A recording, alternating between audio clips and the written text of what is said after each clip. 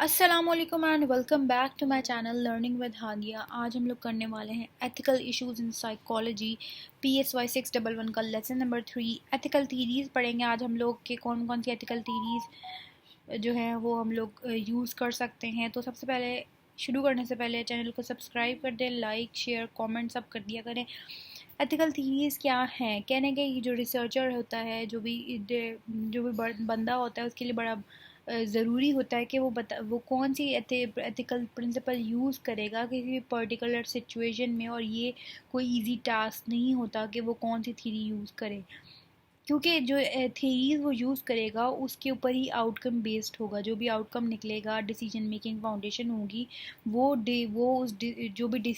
जो भी आउटकम निकलेगा वो डिसीजन पे, जो भी आप एथिकल प्रिंसिपल यूज़ करेंगे उस पर इन्हिसार करेगा। फॉर एग्जांपल आप ले लें कि अगर अगर हम लोग घर बनाते हैं तो पहले उसकी जो है ना फाउंडेशंस बनती हैं, उसके नीचे जो वो बनता है, जो जब तक उसकी फाउंडेशन मजबूत नहीं होगी तो घर कैसे स्ट्रॉन्ग रहेगा, कैसे वो पायदार रहेगा। इसीलिए जब भी डिसीजन लेते हैं कोई भी, तो सबसे पहले जो भी प्रिंसिपल यूज़ करेंगे, एथिकल प्रिंसिपल यूज़ करेंगे, वो बड़ा इंपॉर्टेंट होता है, बड़ा ज़रूरी होता है, क्योंकि उसी पे हमारा जो है ना, जो भी हमारा घर है, मतलब कि जो भी आउटकम निकलेगा वो उस पर बेस करता है। Again, it is up to the discretion of the researcher to use whichever principle of whichever ethical theory he wants। कोई भी प्रिंसिपल वो यूज़ कर सकता है। रिसर्चर पे, टोटली रिसर्चर पे है कि वो कौन सी जो है ना कौन सा प्रिंसिपल यूज़ करेगा, कौन सी एथिकल थीरी का यूज़ करेगा। एथिकल थीरीज हमें बेसिकली क्या प्रोवाइड करते हैं? क्लियर यूनिफाइड अकाउंट हम लोगों को मिल जाता है कि हम लोग कौन से एथिकल ऑब्लिगेशंस यूज़ करेंगे।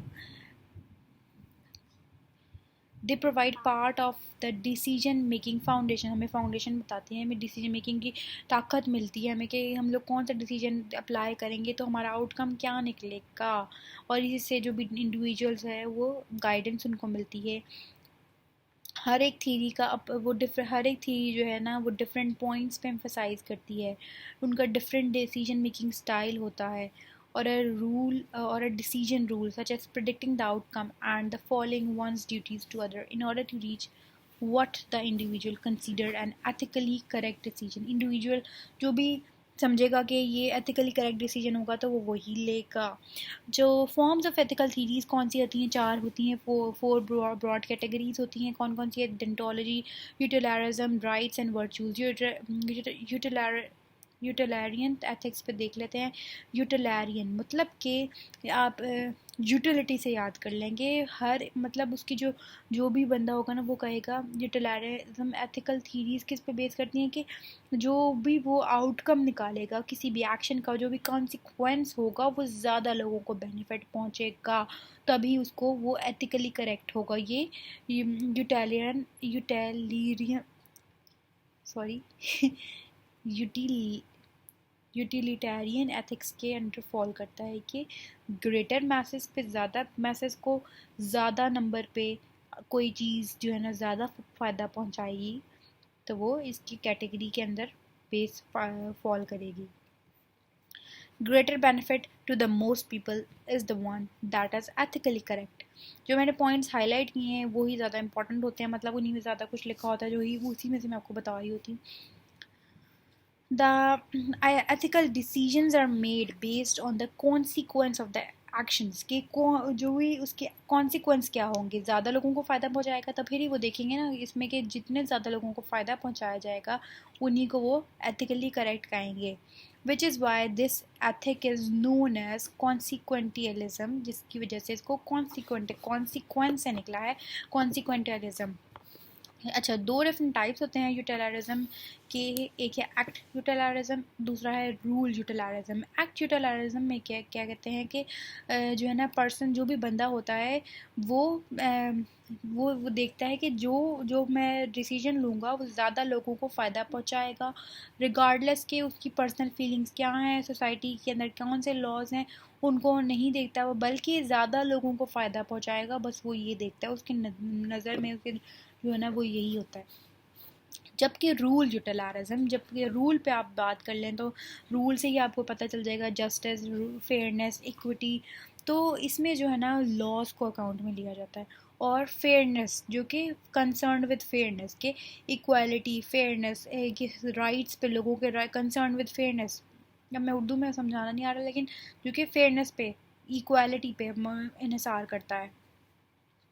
जो रूल यूटिलारिज्म होता है, इसमें भी लोगों को ज़्यादा लोगों को बेनिफिट पहुँचाने की डिसीजन लेते हुए ये देखा जाए कि ज़्यादा लोगों को बेनिफिट पहुँचे। लेकिन इसमें एक ये बात है कि जब भी लोगों को ज़्यादा लोगों को फ़ायदा पहुँचे, लेकिन but with the fairness and just means, कि जस्टिस हो, लेकिन फेयरनेस हो, उसमें जस्टिस हो, इक्विटी हो।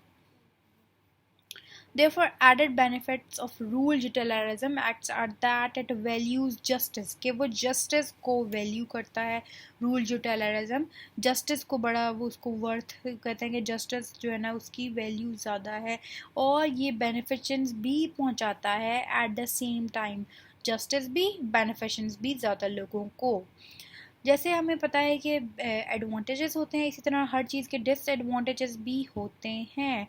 कह रहे हैं कि पीपल, जो लोग हैं, कैन यूज़ देयर, हम अपने जो है ना लाइफ एक्सपीरियंसेस को यूज़ करते हैं टू प्रोटेक्ट द आउटकम्स, ताकि वो इसलिए यूज़ करते हैं लाइफ एक्सपीरियंस कि जो भी आउटकम निकलेगा उसको वो प्रेडिक्ट करते हैं अपने लाइफ एक्सपीरियंसेस कि हाँ मेरे साथ ये हुआ था तो इसका आउटकम ये निकल सकता है।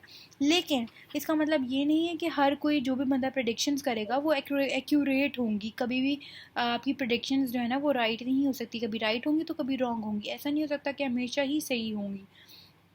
Uncertainty can lead to unexpected results, जब भी, क्योंकि बेयकीनी होती है, बेयकीनी की वजह से कभी भी आपके रिजल्ट्स वो नहीं होते जो आप वो चाह रहे होते हैं। कभी मतलब कभी हो सकता है, लेकिन ये नहीं है कि हमेशा ही हो। और फिर कभी ये भी होता है, फिर जब उनके वो चॉइस करते हैं कि हाँ ये मेरे ख्याल में ये अच्छा होगा, ज़्यादा लोगों को बेनिफिट पहुंचेगा, लेकिन वो फिर ज़्यादा लोगों को बेनिफिट नहीं पहुंचता। हालांकि हमने पढ़ा है यूटिलारिज्म में, मतलब पूरे लोगों को यूटिलाइज, मतलब यूटिलारिज्म से आप याद करें, यूटिलारिज्म, तो कि पूरे लोगों को, ज़्यादा लोगों को यूटिलाइज करते हैं, ज़्यादा लोगों को फ़ायदा पहुंचता है। इस तरह आप याद कर लें, वर्ड से वर्ड कनेक्ट करेंगे ना तो आसानी होगी याद करने में। लिमिटेशंस भी होती हैं इसी तरह के, जो भी होता है उसको, जब भी वो एक्शन ले रहा होता है तो उसको डिसीजन मेकर को फोर्स किया जाता है कि वो आउटकम निकाले कि क्या आउटकम हो सकते हैं, आप बताएं कि आपके डिसीजन ले रहे हैं तो उसका क्या आउटकम निकलेगा। दूसरा क्या होता है कि वो देखते हैं कि कौन सी सेगमेंट ऑफ सोसाइटी को जो है ना ज़्यादा वेइंग की, उसकी ज़्यादा इम्पोर्टेंट रखा जाता है, इसको ये इस बारे में कंसर्न होता है। थर्ड ये होता है कि वो कभी भी जो है ना, मेरे से बताया, कभी भी जो है ना ये पॉसिबल नहीं होता कि वो जो भी प्रेडिक्ट करें वो ही आएगा, कभी ऐसा नहीं, ये कभी हो सकता है कभी नहीं हो सकता, वंस इन अ मून। तो ये बड़ा जो है ना फिर वो अनसर्टेनिटी का माहौल पैदा हो जाता है। फॉर एग्जांपल, अब यहाँ पे एक एग्जांपल दी हुई है ना कि इसमें हमने पढ़ा है यूटिलारिज्म, यूटिलिटी से याद करें कि पूरे ज़्यादा लोगों को, मेजॉरिटी को फ़ायदा पहुंचाए। लेकिन कभी हम जैसे पाकिस्तान में माइनॉरिटीज़ भी हैं, मेजॉरिटीज़ भी हैं, लेकिन कभी ऐसा हो जाए कि मेजॉरिटी को फ़ायदा पहुंचाने के चक्कर में माइनॉरिटी जो है ना उनको ख़तरा हो जाए, तो ऐसा जो है ना ये बेनिफिशंस के रूल को जो है ना फुलफ़िल नहीं करता। आगे आ रहा है डेंटोलॉजिकल एथिक्स। डेंटोलॉजिकल एथिक्स में क्या होता है कि जो भी बंदा जो है ना वो अपने जो है ना ऑब्लिगेशंस पे, जो भी उसकी ड्यूटीज़ है ना उस पे उसके साथ stick to their obligations and duty, adhere to their obligations and duties. यहाँ पे लिखा हुआ है कि अपनी जो भी उसकी डिसीजन है, अपनी उसकी जो भी ड्यूटीज़ है ना, अपने डिसीजन मेकिंग करते हुए जो है ना अपने ड्यूटीज़ के साथ स्टिक रहे।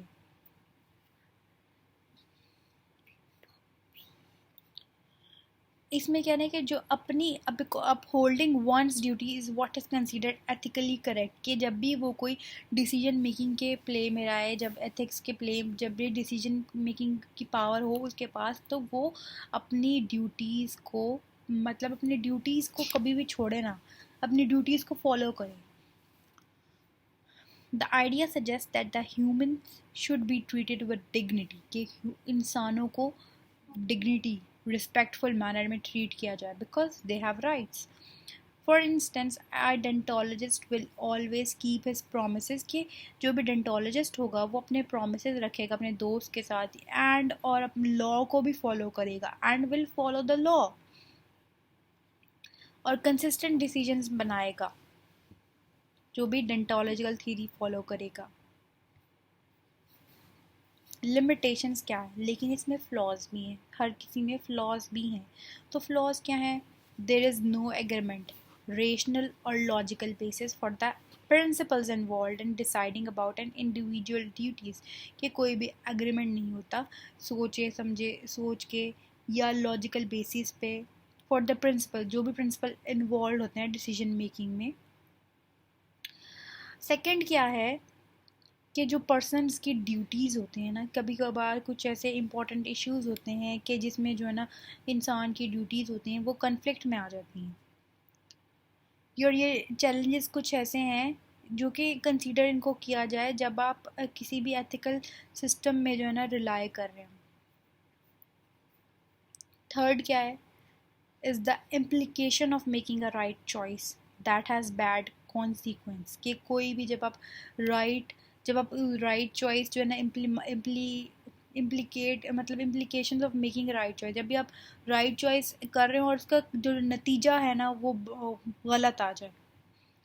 However, despite these concerns, may have found that deontology provides the strongest model for the applied public relations. जब भी आपसे MCQs के तौर पे पूछा जा सकता है कि कौन सा पब्लिक रिलेशन एथिक्स में जो है ना वो ज़्यादा यूज़ होता है मॉडल, तो आप कहेंगे डेंटोलॉजी, क्योंकि ये इसका क्या फोकस होता है कि वो ज़्यादा लार्जर पॉपुलेशन को फ़ायदा पहुंचाए, पॉजिटिव बेनिफिट्स दे।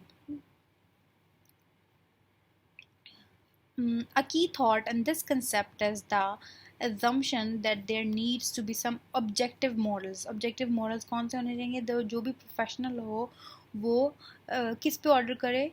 Ethical behavior पे। Professional rely on in order to determine the ethical behavior. Laws पे जो है ना orders पे इंसार करे। Ethical rights क्या है? In ethical theories based on the rights, the the rights established।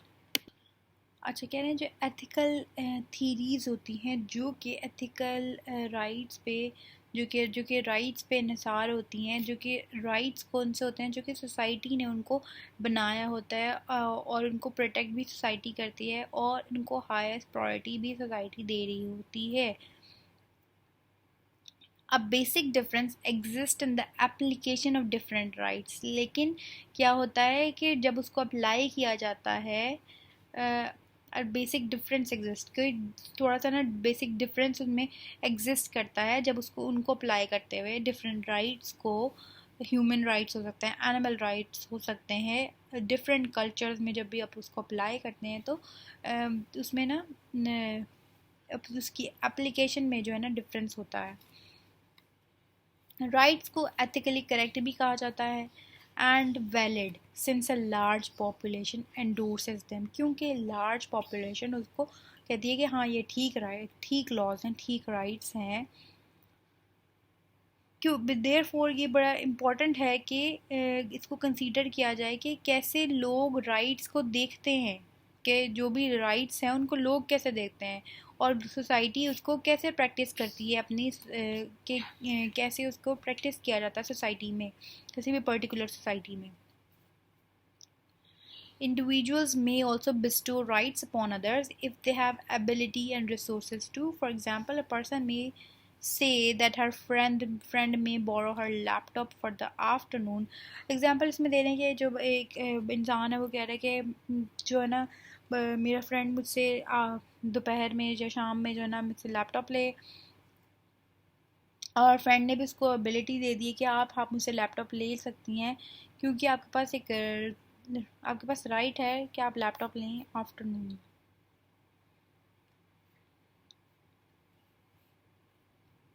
हाँ सॉरी, कि एक बार बंदा है वो उसने अपने दोस्त से बोरो किया है लैपटॉप आफ्टरनून के लिए, तो अब वो जो फ्रेंड है उसका राइट है उस लैपटॉप पे शाम में, ठीक है जी, उसके पास राइट है कि अब वो ये लैपटॉप यूज़ कर सकता है। लिमिटेशंस क्या हैं कि ये जो है ना the major complication of this theory on a larger, अगर आप उसको लार्जर स्केल में देखें तो एक बंदे को पता होना चाहिए डिसीजन लेते हुए कि कौन सी सोसाइटी में जो है ना वो राइट्स, किस किस्म के राइट्स जो है ना वो यूज़ किए वो होते हैं, what kind of rights are there in the society, कौन से किस्म के राइट्स हैं इधर, एक सोसाइटी में किस किस्म के राइट्स हैं। और फिर ये भी रखे नज़र में, डिटरमाइन करे कि जो भी राइट्स हैं वो अपने सिटीजन को कितने, कौन से rights, what rights it wants to give it citizen, कौन से राइट्स जो है ना सोसाइटी कौन से राइट चाहती है कि अपने सिटीजन्स को दे। और ये भी देखिए कि सोसाइटी के क्या गोल्स हैं और एथिकल प्रायोरिटीज़ क्या हैं।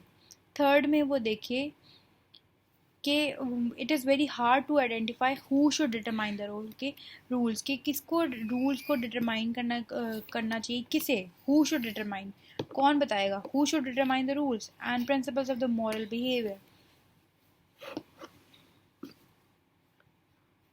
For example in America people have right to choose the religion, के अमेरिका में तो लोग अपना रिलीजन चूज़ कर सकते हैं, बिकॉज क्योंकि ये जो है ना उनके कॉन्स्टिट्यूशन में लिखा हुआ है कि आप उनको राइट दिया गया है। वर्चू एथिक्स देख लेते हैं।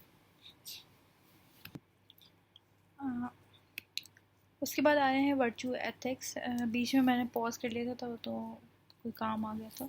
तो वर्चू एथिक्स क्या होते हैं, ये एरिस्टोटल ने इसको प्रेजेंट किया था ग्रीक टाइम्स में। ये तब आई थी theory date backs to Greek times के दौर में आई थी और इसको एरिस्टोटल ने प्रेजेंट किया था। एरिस्टोटल क्या कहते थे, ये थ्योरी बेसिकली क्या कहती है कि जो भी बंदा है उसको उसके एक्शन से ना जज किया जाए, उसके जज बाय हिज कैरेक्टर, बल्कि उसके कैरेक्टर से उसको जज किया जाए। ये नहीं कि उसने एट द टाइम उसने कौन सा उसने जो एक्शन किया है, जो कि उसके बिहेवियर में उसने क्या कौन सा, जो क्योंकि जो उसका बिहेवियर है वो डिफरेंट भी हो सकता है। कि फॉर एग्जांपल कोई ऐसी सिचुएशन थी जो कि वो नॉर्मली वैसे एक्ट नहीं करता लेकिन उसने वो एक्ट किया है, तो आपने उसको उसके बिहेवियर से नहीं जज करना बल्कि उसके कैरेक्टर से जज करना।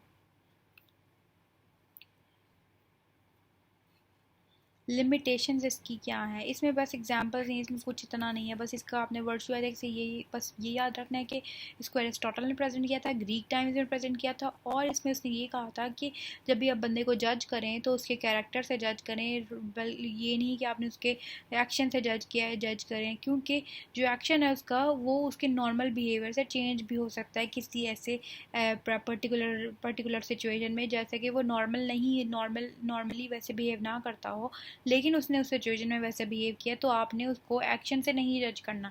जैसे आजकल हम लोग बहुत ज़्यादा जजिंग करते हैं, बहुत ज़्यादा जज करते हैं, तो आपने जज नहीं करना, उसके कैरेक्टर को नज़र रखना है, उसके पिछले सारी जो है ना करतूतें सामने रखनी है। अच्छा सर, लिमिटेशंस देख लेते हैं। लिमिटेशंस क्या है, लिमिटेशन क्या कहती है इसमें कि इसकी लिमिट, जैसे ही आपको पता है लिमिटेशन क्या है कि लिमिट क्या है इसकी, तो वो देखते हैं कि जो बंदा है वो कहती है कि ये थ्योरी कहती है कि आप उसको उसके कैरेक्टर पे जज करें, बल्कि और ये उसको जो है ना उसके एक्शन पे जज ना करें, क्योंकि उसका जो एक्शन है वो डेविएट हो सकता है, उसके नॉर्मल बिहेवियर से चेंज हो सकता है। वही जो उसकी डेफिनेशन है वही बात आ गई। सेकेंडली वो क्या कहते हैं कि इसकी क्या वीकनेस है कि ये जो है ना जो कि बंदे का जो भी जो है ना उसको अकाउंट में नहीं लेता, किसको नहीं लेता, उसको कंसीडर नहीं करता, जो भी बंदे का मॉरल कैरेक्टर में चेंज होता है उसको कंसीडर नहीं करता। और थर्डली कहते हैं कि जो वर्चू एथिक्स होता है वो डिसीजन मेकर को इसलिए रिक्वायर होता है ताकि वो अंडरस्टैंड कर सके कौन सी वर्चूज़ गुड हैं पब्लिक रिलेशंस के लिए और कौन सी बैड हैं, और फिर उसको अच्छी जो कि वर्चूज़ हैं उनको मद्देनज़र रखते हुए कोई पर्टिकुलर जो है ना वो डिसीजन ले। अगर limitations of traditional normative theory, अब जो है ना ये जो सब थीरीज़ हैं उनको उनके ऊपर क्रिटिसाइज्म आया, क्या आया वो पढ़ते हैं कि क्रेन और मैटन ने इन सब को सम अप किया, इनकी क्रिटिक्स को, और इनको ने 5 पॉइंट्स निकाले। एक है रिडक्शनिस्ट कहते हैं कि हमें सिर्फ एक पर्टिकुलर एस्पेक्ट पे फोकस नहीं करना चाहिए, जैसे कि राइट्स और ड्यूटीज़ पे हमने पढ़ा था कि अपनी जो है ना राइट्स और ड्यूटीज़ पे स्टिक रहें, stick to your rights and duties obligations, उन पे स्टिक रहे, क्योंकि एथिकल क्योंकि ये एथिकल इश्यूज़ को जो है ना इसकी कम्प्लेक्सिटी को reduces the complexity to ethical issues, उनको उनकी कम्प्लेक्सिटी को कम करता है, एक नैरो पैरामीटर में ले आता है रियलिटी के क्यों व्हेन ऑल आर इम्पोर्टेंट। जैसे कि उसने कहा कि कुछ सिचुएशंस में हमें जो है ना ये नहीं देखना पड़ता कि क्या सही है क्या गलत है, बल्कि हमें फॉर एग्जांपल हमें एक एम्बुलेंस हमें ये पता है कि सिग्नल तोड़ना अनएथिकल है, लेकिन जब कोई इमरजेंसीज होती है तो हमें एम्बुलेंस के लिए सिग्नल तोड़ना पड़ता है। अब ये नहीं है कि हम लोग we will stick to the law and to the obligations, जो भी ड्यूटीज़ हैं उन पे हम स्टिक रहें। ये नहीं है कि बंदे की जान जो ज़्यादा ज़रूरी है, तो इनको उन्होंने कहा कि ये चीज़ें भी होती हैं। जो पूरी दुनिया है, रियल वर्ल्ड है, वो बड़ी कम्प्लेक्स है, और ये जो प्रिंसिपल्ड अप्रोच है कि हमारे हर रोज़ के मामलों को रिजॉल्व करने के लिए, ये अनहेल्पफुल है, ये हेल्पफुल नहीं है, और रियल वर्ल्ड की जो भी होते हैं ना कॉन्टेक्स्ट को, उसको इग्नोर कर देते हैं।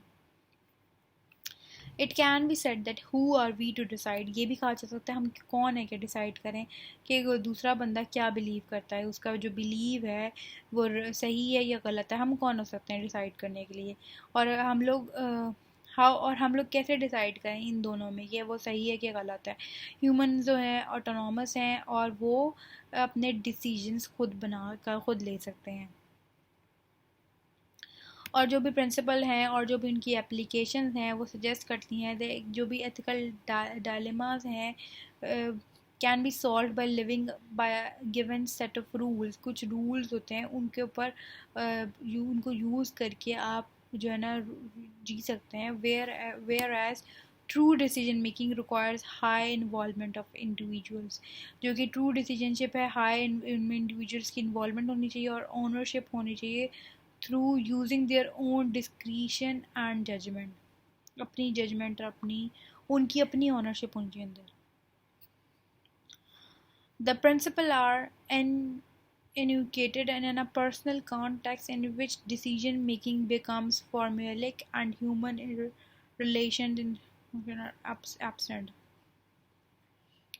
हम लोग जो as a society as a human जो है ना वो चेंज हो रही हैं, अडेप्ट कर रहे हैं, क्योंकि दुनिया एक ग्लोबल वर्ल्ड बन रहा है। हम लोग न्यू एथिक्स और मॉरल्स सीख रहे हैं जो कि what is more acceptable in our ever changing world. Ethical theories provide us with a moral map and can help us pinpoint the issues and give us answers to our dilemmas। तो ये था आज का lecture. उम्मीद है आपको समझ आ गई होगी, और अगर समझ नहीं आई तो प्लीज़ कमेंट कर दिया करें, मुझे बता दिया करें। आई हेल्प यू आउट, या मुझे ईमेल कर दिया करें तो आई हेल्प यू।